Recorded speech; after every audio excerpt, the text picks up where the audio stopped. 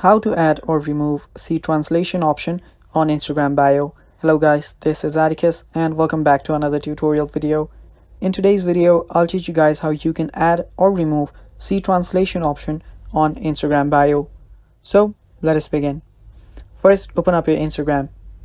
After you do that, you need to go to your profile, and as you can see right there, there is no option to see translation.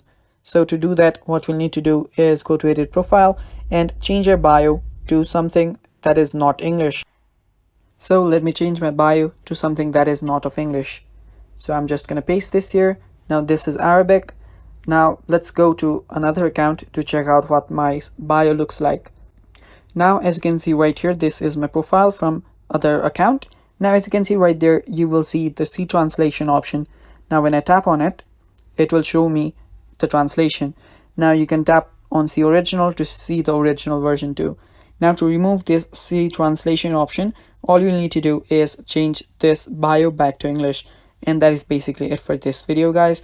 That is how you add or remove C translation option on Instagram bio. Thanks for watching. Stay tuned for more.